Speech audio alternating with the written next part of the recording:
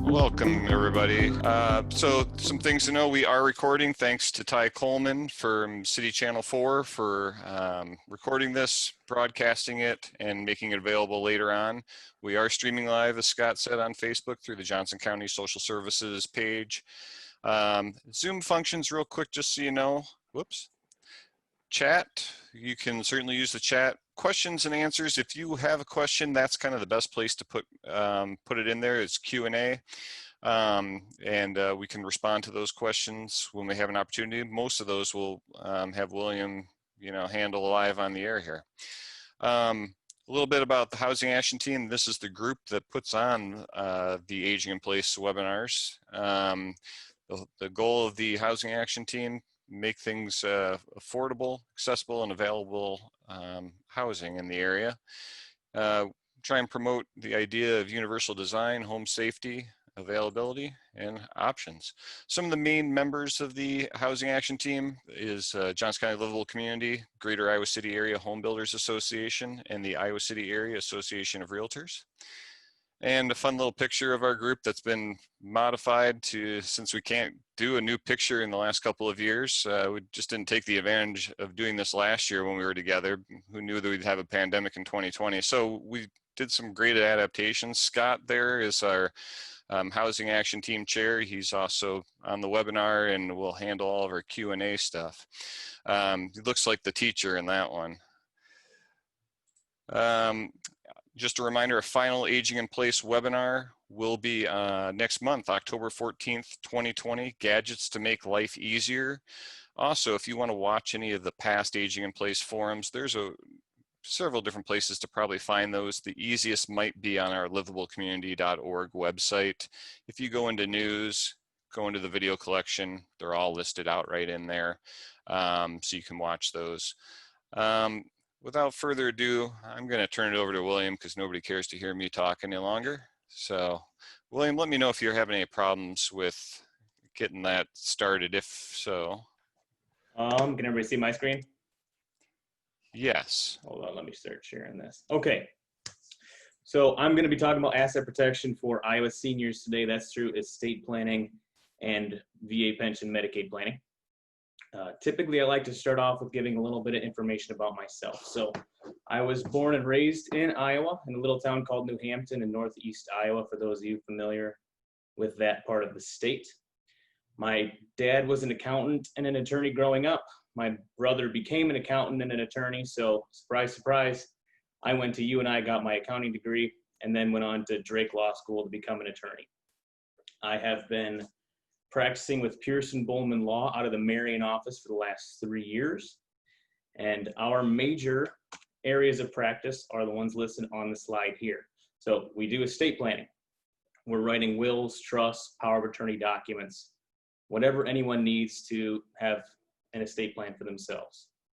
We're doing probate and trust administration. So after someone passes away, their executor or their successor trustee can bring their documents to us, and we'll help them get the assets distributed in a timely and proper fashion. Then our more niche area is this elder law. So we do a lot of Medicaid planning, VA pension planning, special needs trusts, guardianship conservatorship work. And then as attorneys, we do litigation related to all of those areas as well. And as you can see on the left slide, or on the left side of the slide, we have 5 offices throughout the state. Our main office is in West Des Moines. Our second office was here in Marion, then one in Bettendorf, Dubuque, and Okoboji. Now, Scott, I know you're going to be taking questions from people and asking me throughout the presentation. I just want to let you guys know I'm probably going to defer the more personal questions. We do offer free initial consultations, so if questions do come up, feel free to set up a time to meet with me, and I'll be happy to answer those more personal questions. But any general questions you have, I'll be more than happy to answer during the presentation today. So our agenda for today's presentation, asset protection related to traditional estate planning. So funny enough, that's trying to protect your resources from grossly high attorney's fees and court costs. And then asset protection related to elder law. So how do you become Medicaid and VA pension eligible? Starting off with our estate planning checklist. what we think everyone needs to have in order to have a full estate plan. Your main document, the driver that says where you want your assets to go, is your will or your trust-based estate plan. Then you have a financial power of attorney, healthcare power of attorney, and a living will. Now, delving into each of those a little more deeply. With the wills and the trusts, which one should you have? That's a big question in today's society. Really, they're there to do the same exact thing. They're there to pass your assets on to who you want, when you want, and how you want. The two major differences are when they become effective and how they're administered. So the will-based estate plan does not actually become effective until the moment you pass away, at which time it's going to be administered through the court-supervised process of distributing your assets called probate. Now, this causes a lot of confusion. Some people think if you have a will that your estate is going to avoid probate, when in fact it's the exact opposite. Those will-based estate plans are made to go through probate. Then, your trust-based estate plans. Those actually become effective the moment that you sign them. What you're doing is you're creating another entity, kind of like a LLC or a corporation, to hold all of your assets until you pass away. And then it's going to be administered outside of that court-supervised process. So there will be no probate. More than likely, your successor trustee will be able to administer everything without any court interference. Now, when going through the two different options for just regular estate planning, I like to have my clients take those three factors into consideration on the right side of the slide here. Because really we're trying to decide whether they want their estate to go through probate or not. So privacy, time, and cost. With the will-based estate plan, as I said, it's going to go through probate. Now there's no privacy if it's going to be court supervised because everything's going to be a public filing. So technically your nosy neighbor could run down to the courthouse, they could pull up your will, they could pull up your report and inventory, they could see everything you owned and where it's going to be going. Now, as for the second factor, time. Probate estates seem to take a long time. There are a lot of administrative steps that need to be taken, so it can drone on for quite a while. And lastly, probably the most important thing to most of my clients is the cost aspect. Starting with court costs. Say you have, I'm just going to make easy numbers for myself here. So say you have $1 million estate. Now that's including everything but your life insurance policies. So $1 million, the court is going to get 1/4% of that entire value. So $2,500 going to the court just to open and close the case. Then attorney's fees. We as attorneys can take a statutory maximum of 2% of the entire estate value. Now that's a negotiable fee, but you can likely guess what most attorneys try to charge for going through probate. Most times you're going to pay that 2%, and on $1 million, you're looking at spending $20,000 for the attorney just to open and close the case. And potentially, you could spend the same amount on executor's fees. Now, in most cases, someone's naming a child or other loved one who doesn't take the full 2%, but it's always a possibility. So on $1 million, you could be looking at spending over $40,000 just to get through the process. Now, as for a trust-based estate plan, you're not going to have that probate process. So for privacy, there's going to be no court-filed documents. Don't have to worry about the nosy neighbor running down to the courthouse because they can't pull anything up about the administration. Time aspect, there are a lot fewer administrative steps, so it takes a lot less time to get through them in most cases. And then the cost. Now, as attorney's fees, if we're doing the entire administration, we're likely charging a lesser percentage, a 1 to 1.5% to do the trust administration. The way our firm does it is if we're administering a trust, we'll charge it an hourly rate for whatever assistance we provide. So we give the trustee a list of things that need to be done. They can check mark the box and say which things they want help on, and we'll just charge them at an hourly rate. Either way, you're significantly decreasing the attorney's fees. And as for court costs, there will be no court costs because you're not opening a court case. So getting rid of the $2,500 going to the state, which is great. Now, who should have a will? You probably all expect me to say everybody should have a trust. They're the best thing in the world. Why wouldn't you have one? I don't think that's necessarily the case. For starters, it's always good to have something in place rather than nothing. You can let your loved ones know who you want in charge of your estate, who you want handling the finances and getting them distributed, and you don't have to leave it up to them or whoever wins the race to the courthouse, I guess. Wills are also better for clients who are not highly organized, because there is an extra step that needs to be taken with doing trust-based estate planning in order for it to work properly. And I'll talk about that in a few slides here. It's called funding your trust. And then if your gross estate value is low, the extra expense of setting up a trust does not normally make sense. We're really trying to offset the costs on the front end with the costs on the back end. So we'll try and do the math to figure out what probate costs would be, whether it makes it worth it for you to pay more for a trust-based estate plan or not.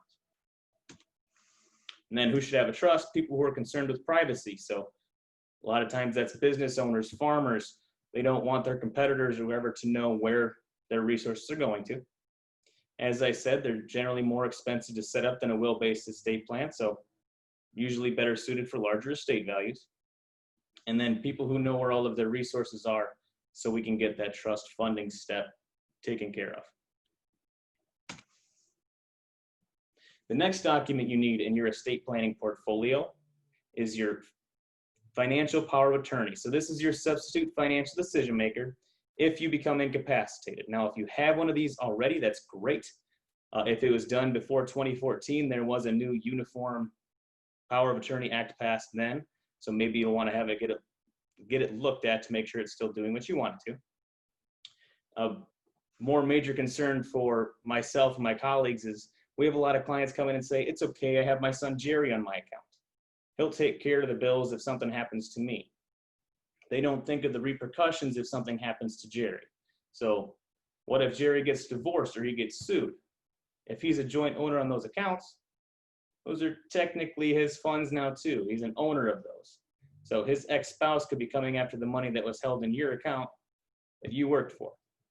Maybe not a liability you want to put yourself up for. And then what happens if Jerry predeceases you? You're in the same boat you were before. On these financial power of attorney documents, we can name contingents just in case something happens to your first option.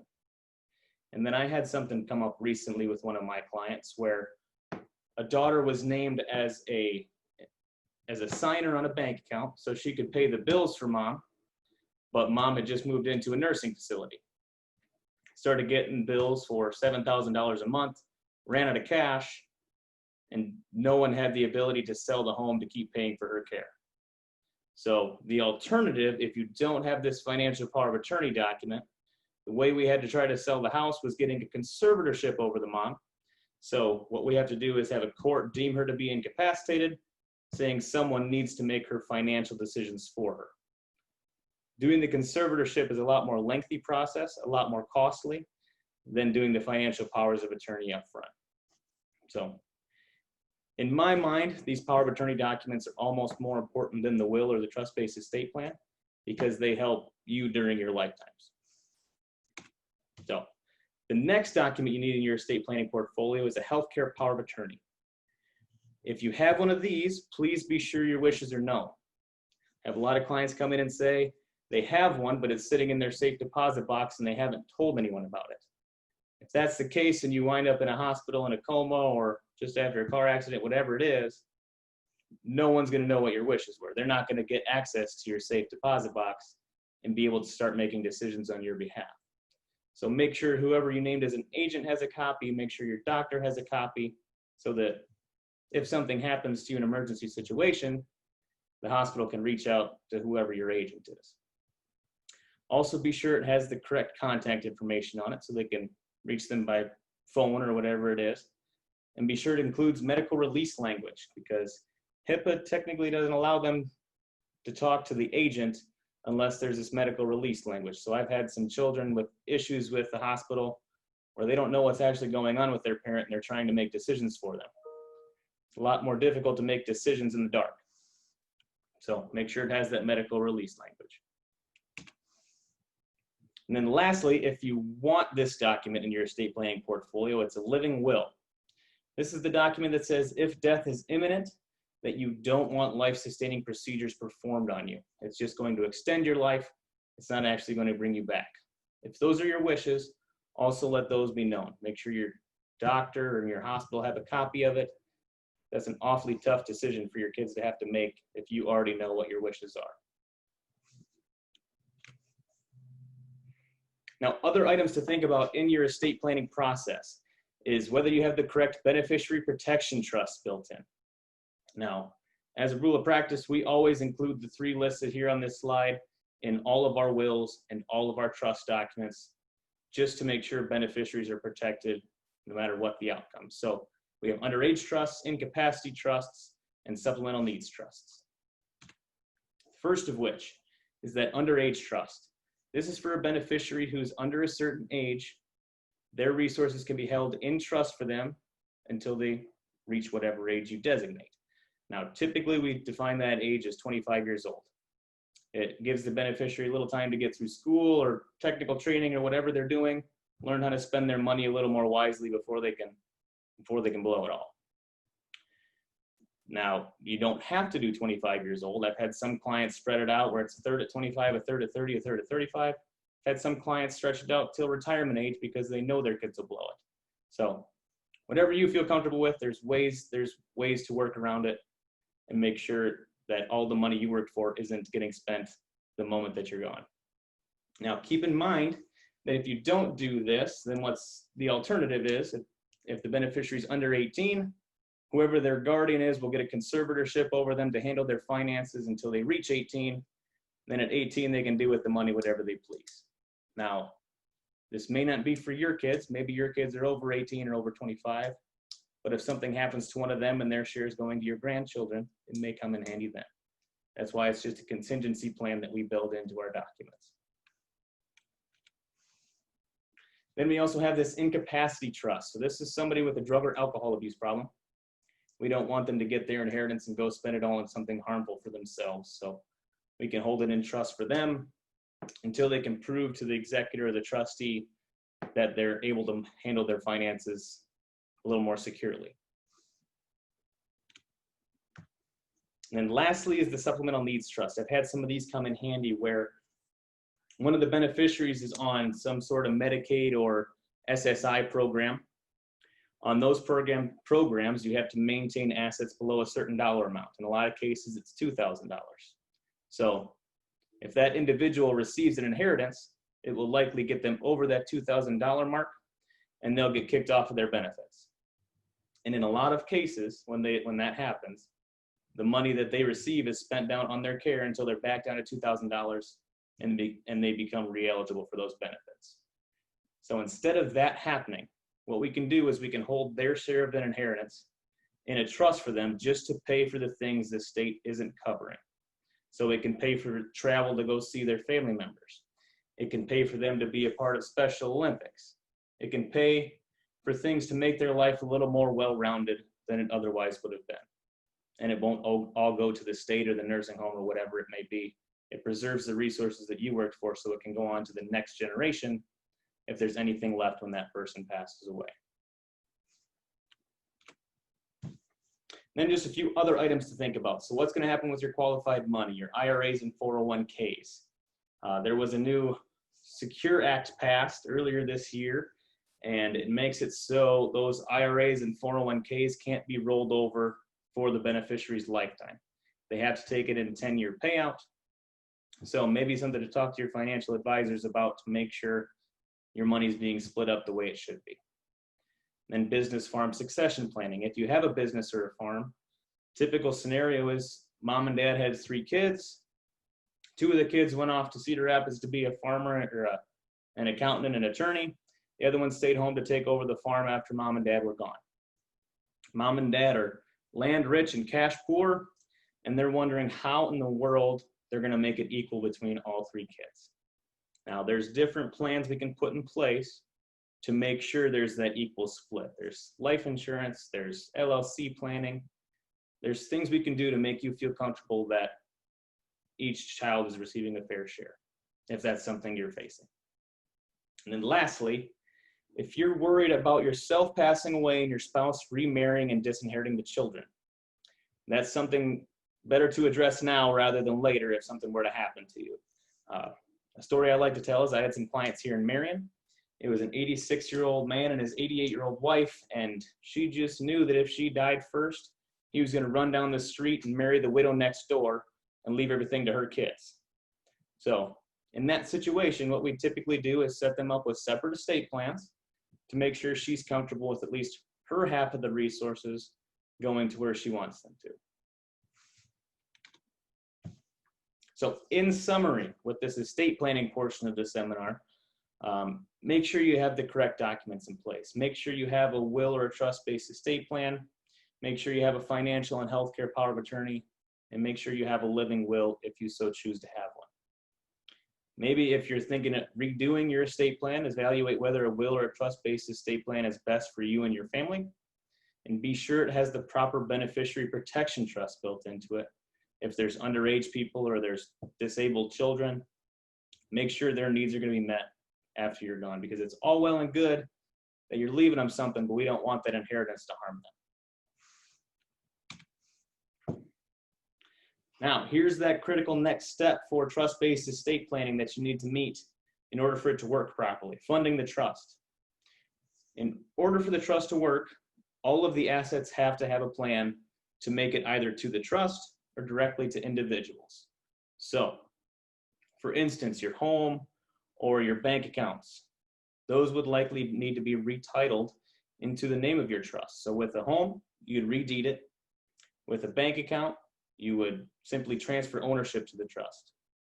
With retirement accounts, you can't do that. It has to be tied directly to you and your Social Security number. So that's making sure your beneficiary designations are lined up properly and going to where you want them to.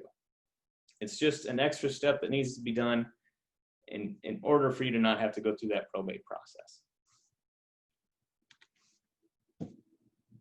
Now, time for the second half of the presentation. It's the asset protection related to long-term care costs, so Medicaid planning and VA pension planning. How are people paying for long-term care? Far and away the best option, if you can afford it and if your health allows you to get it, is long-term care insurance. Now, that's not the case for a lot of people, so maybe that's not an option for you. Otherwise, you can self-insure or private pay. Paying $8,000 to $10,000 a month for a nursing home fee, it's likely that your assets can dwindle pretty quickly. Otherwise, you can become Medicaid eligible or VA aid and attendance eligible to assist with those costs. Now, some of you may be familiar with the 5-year look-back rule for Medicaid purposes.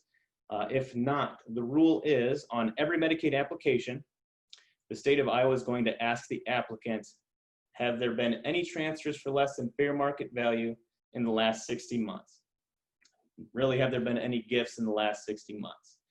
If the answer to that question is yes, then a penalty period is going to be assessed against that person before they can start receiving Medicaid benefits.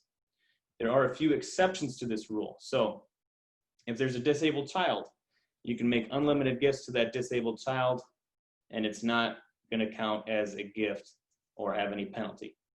Issue is maybe that disabled child won't be able to receive some of their benefits, but that's something else you would have to address. Another exception is the caregiver child. If a child has been living with the applicant for at least 2 years and caring for that parent, then once they move into a nursing home after the 2 years, you can gift the home to that child. That's the caregiver child exemption. You can make unlimited transfers to a spouse, and then you can make unlimited transfers to purchase exempt items. And I have a whole list of exempt items in a few slides. Now there's really 2 different ways to do Medicaid planning. There's proactive planning and there's crisis planning. So starting with the proactive, what you're looking to do is you're looking to get that 60-month or that 5-year look-back period started. So we're getting assets out of your name today so that in 5 years they're protected. Because once 5 years goes by, those things are no longer countable to DHS or for estate recovery purposes. There are 2 options on getting that 5-year look-back started. So you can either do direct transfers or you can do irrevocable trust-based estate planning. So with direct transfers, the advantages of doing this are it's cheap and easy. You can gift your assets to who you want without any issues. Say you gift your house to your kids in order to try and protect it. The disadvantages of doing that is you're losing control of that asset. If you gift your house to your kids, technically they could sell it out from under you and you wouldn't have anything against it, anything to do against it. You're also exposing it to their creditors. So again, if one of your kids is going through bankruptcy, that's their house now. It's going to be included in those bankruptcy proceedings. And lastly, you lose the step up in basis. I'm not sure how many of you are familiar with that in capital gains taxes, but just a quick example, if you bought your house 25 years ago for $100,000, today it's worth $300,000. If you gift your house to your kids for no money, you give it to them, just deed it over to them, they are going to get it at your cost basis. So they'll get it at the $100,000 value. When they go to sell it for $300,000 after you pass away, they'll have to pay capital gains taxes on the value that it went up. So capital gains taxes on $200,000. Not likely something you want to have them do. Now, with irrevocable trust planning, the advantages are it provides you the most control over the asset. What you're doing is you're transferring, let's go with the house example again, you're transferring the house to an irrevocable trust, so it's not in your name anymore, but you get to live there for the duration of your lifetime, and it's just going to sit in that trust. There's also going to be no creditor issues, so if one of the kids goes through bankruptcy, you get to live in your house. It's not going to cause an issue until after you pass away and it's distributed to them. And then lastly, you maintain the step-up in basis. So when you pass away and your home is distributed to your children, they'll now get it at the $300,000 value, the date of death value, and not have to pay any capital gains taxes when they go to sell it, which is a big advantage. Disadvantages. It is the most expensive plan to set up because it's the most work for us to put together. There's a lot of proper language that needs to be in there in order to make it irrevocable and no longer countable by DHS. Keep in mind that if it's improperly drafted, it's still a countable resource. We haven't had issues with that because we have a specific software that's always up to date on new rules, but we've had some come through our doors that we've reviewed. It just takes the smallest little section in order to make those resources countable and have that trust be for naught, I guess. So a quick case study here. We had a couple in their early 70s come into the office. They were relatively healthy, but not healthy enough to get long-term care insurance. They're worried about those long-term care costs, so they're wondering what they can do to preserve their resources. They had a home, investments, IRAs, life insurance, and checking savings. Their two goals were to avoid probate and get the 5-year look-back started. So a typical recommendation from us would be to create a Medicaid asset protection trust or an irrevocable trust and move the home and the life insurance policy. Now, it may cause some confusion. Why wouldn't you move the investments, IRA, and checking savings? Simple answer for that is you want direct control over those things. Once you place the house and the life insurance into that irrevocable trust, you no longer have direct control over it. You likely want to use your required minimum distributions and your checking and savings to make sure you can live out your retirement. Now, with those things that we're leaving out, we would make sure to have the correct beneficiary designations so your estate still avoids probate. Then once the 5 years goes by, you're still protecting $200,000 worth of value with the home and the life insurance in that irrevocable trust. The next kind of Medicaid planning is this crisis planning. So this is for someone who's just moved into a nursing facility and the family gets that bill for $8,500 and they're wondering how in the world they're going to keep paying for it. So we do work with all different scenarios, whether it's a single person moving into a facility. A lot of times it's where one spouse is staying at home and the other's moving into a facility. And every now and then, say there's a caregiver spouse and something happens to them and they're moving into a facility at the same time. There's different planning options for all three scenarios. Now, how much do you get to keep and still be Medicaid eligible? So a Medicaid applicant themselves has to have less than $200,000 to their name. Person in the facility has to have less than that. Now, if there is a community spouse at home, they can keep the lesser of $128,640 or half of their countable resources. Now, if they have $200,000 in countable resources, then stay-at-home spouse can only keep $100,000. So the keys to planning for us are to get them down to the asset values that DHS has provided to us. Our primary spend down techniques are to pay off debt. If there's a mortgage on the house, if there's any car loans that need to be paid, get those things paid off so the well spouse doesn't have to pay for them anymore. Gets that burden off their shoulders. Next, you can purchase exempt resources. I promised you a list of those, and that's still coming up. And then lastly, the community spouse can purchase a Medicaid compliance annuity. Now, this causes a lot of confusion. It can be kind of a complex idea. So I'm going to try and make it as simple as possible. Really, you're taking money from one pocket and putting it into another. Say you're taking money from a checking account and an IRA and putting it into this annuity. Now, it's an irrevocable annuity, so you can't get the cash back out once you put it into it. And that's why it's Medicaid compliant. It's no longer liquid, so they can't count it as a resource. You're taking it from a resource and turning it into income. It's kind of how that works. And here's that list of exempt resources, things you can purchase in order to spend down. So primary residence, you can put on a new roof, you can put on a new siding, whatever you need to do around the house. If there's anything you want to upgrade, that's a fine way to spend down. One vehicle, so if you want to upgrade your car, go ahead and do that. Life insurance with no cash value or face value of less than $1,500. Those things are both exempt. Irrevocable burial contracts and funeral trusts. One burial plot per family member. So that can be kids, spouses, grandkids, brothers, sisters. There's a lot of people we can buy burial plots for. And then lastly, any personal belongings. Those are all exempt resources. So another quick case study here. Say Frank and Marge had non-countable assets of $160,000 and then countable resources of $200,000. To qualify for Medicaid, we need to demonstrate that Frank, the person who moved into a facility, had less than $2,000 and Marge had less than $100,000. What could we do? It's likely that if they don't know any of their options, they're going to be spending it down at the nursing facility until they become eligible. Now, whether that's $5,000 a month or $10,000 a month, that's obviously one way to spend down.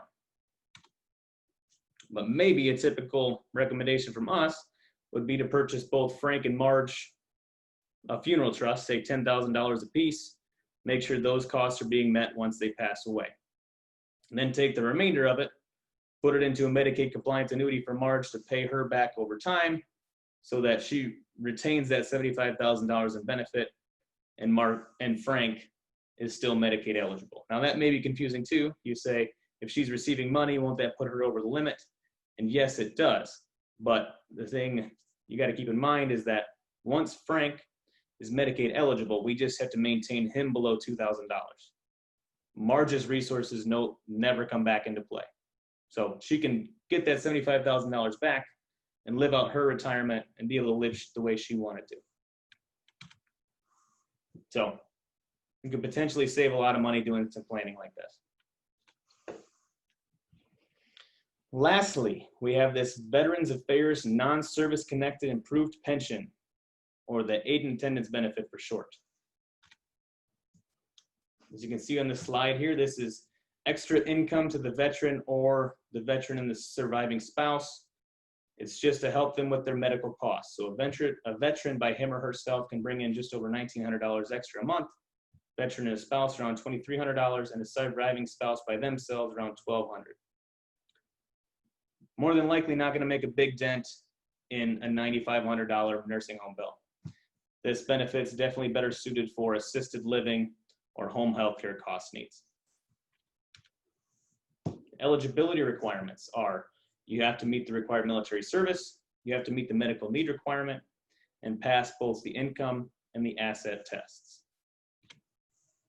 So the required military service is 90 days of active duty. At least one of those days has to be during those periods of war laid out on the slide there. And they have to have anything other than a dishonorable discharge. That's required military service. Then you have to meet the medical needs test. So the applicant would have to prove that they are blind or that they're living in a skilled care or assisted living facility with some sort of mental or physical incapacity. And if it's a home health situation, they would have to prove to the VA that they need assistance with at least 2 of the daily living activities. So dressing themselves, bathing themselves, handling their finances, those are some of the daily living activities that they look at.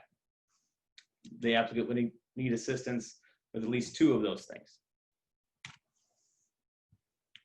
Then the income test is actually a pretty simple equation given to us by the VA, thank goodness. So all of the applicant's income has to be completely offset by all of their unreimbursed recurring medical expenses. So that's things like their Medicare Part B premiums, their supplemental premiums, assisted living costs. So quick example, say a veteran by himself is making $2,200 a month from Social Security and a pension. If they're paying $3,000 a month for assisted living costs, $2,200 minus $3,000 nets out to a negative number. So they would be eligible in that situation. Now, this test also causes some confusion because people try to take into consideration things like rent at home or food costs or cell phone costs. You can't do that. It has to be unreimbursed recurring medical expenses only. And lastly is the asset test. So the maximum limit for assets for the VA aid and attendance benefit is $129,094. There are similar excluded assets as to Medicaid. So the home is going to be excluded from that calculation, the car, personal belongings, and prepaid funeral plans.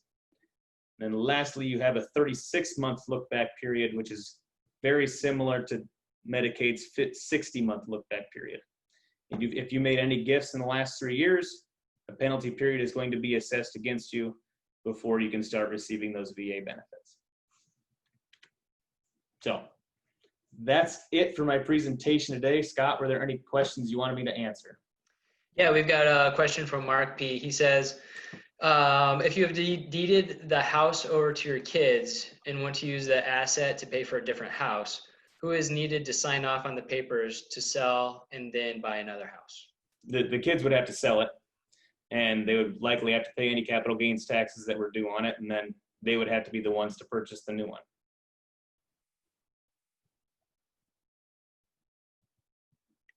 If Right, you wanted to stay in their name, if you, for some reason you wanted to put it back in your name and ruin that 5-year look back, I guess you could do that. But more than likely, you would want the kids to purchase the new house then. If anybody else has any other questions, go ahead and type them in. We got one from Laura. She says, do you know the average cost for long-term care insurance? I don't. There's so many different plans, and there's a lot of hybrid things out there now with life insurance, long-term care riders, and annuity long-term care riders. There's a lot of different options, so it's definitely something to look into.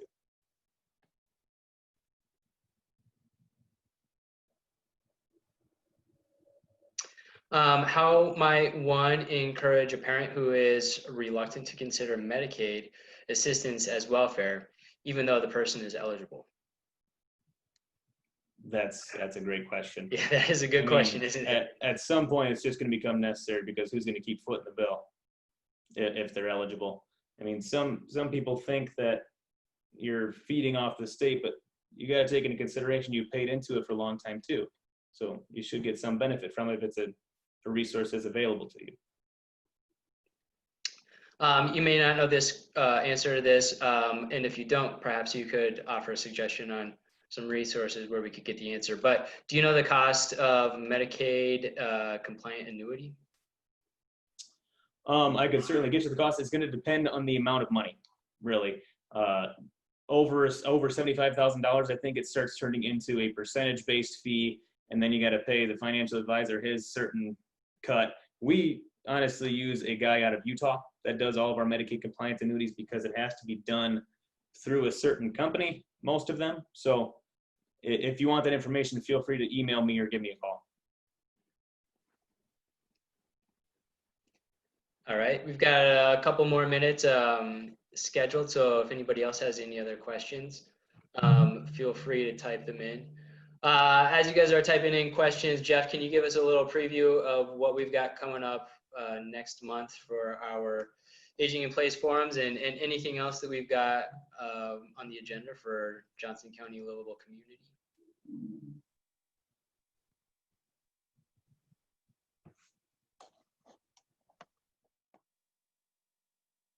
So I didn't catch any of that.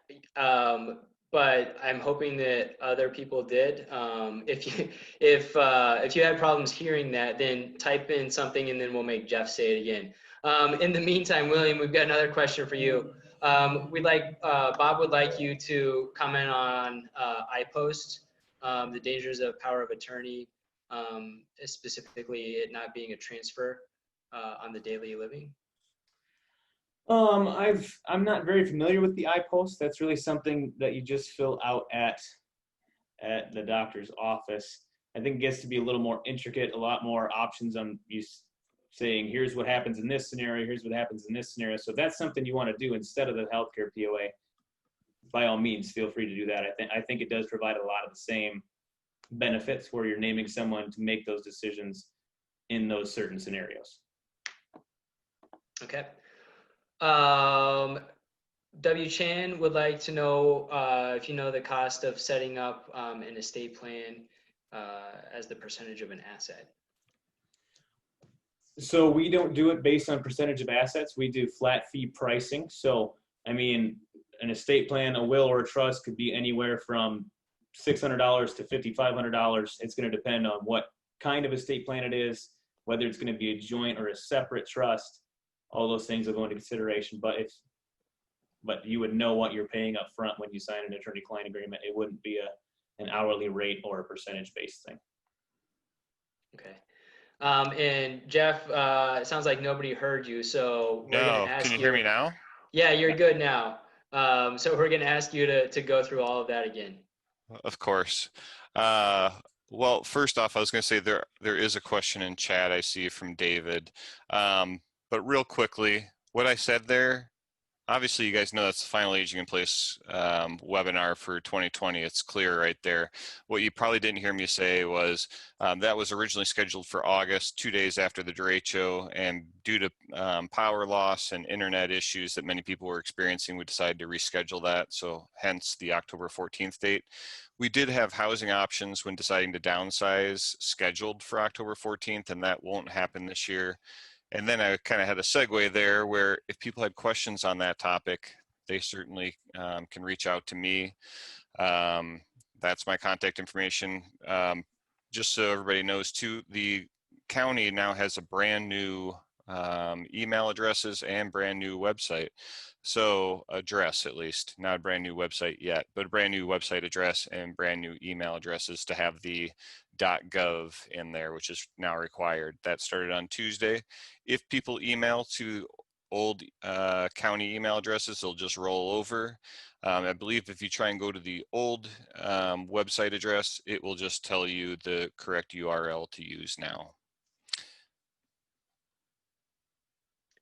All right, so I don't see any other questions in the question bank. Jeff, do you see one? You said you saw something from David.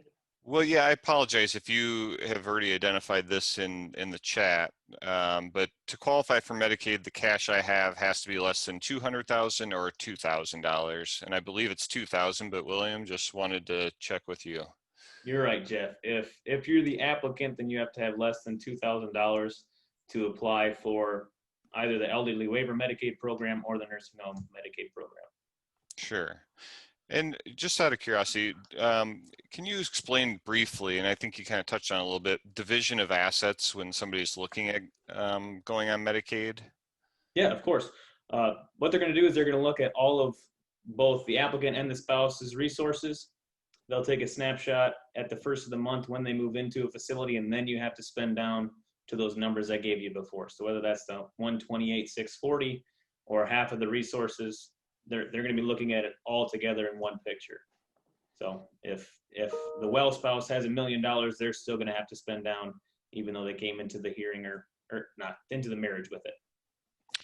And then is there there's a max amount then that once a division of assets is completed that the spouse that's not receiving care would be able to maintain, but if they had $1 million, for instance, it'd be much lower than that? It's that 128,000. 128. Yep. All right. Okay, a couple other questions. So can you talk to us about some of the benefits and some of the drawbacks of having more than one executor? I try to keep it 2 maximum in most cases. Having more than 2 is just too many cooks in the kitchen. There's too much room for argument, disagreement. I try to keep it to 1 so there's 1 final decision maker.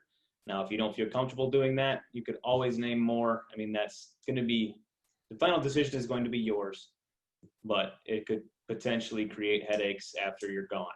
So may cause some discord. Okay. And Ellen would like to know,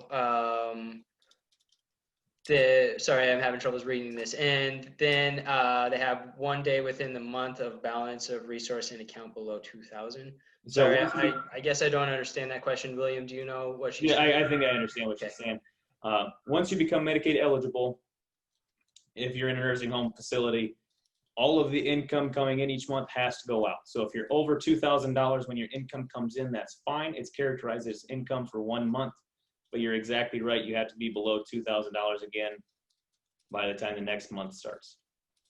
Okay. And then there's a question about qualifications. Angie said that she's seen DHS documents saying that there was an increase to 2,315. Do you know if that number is accurate? I don't believe so for an asset limit. I know there's a similar number for income limits, but I'd have to double check.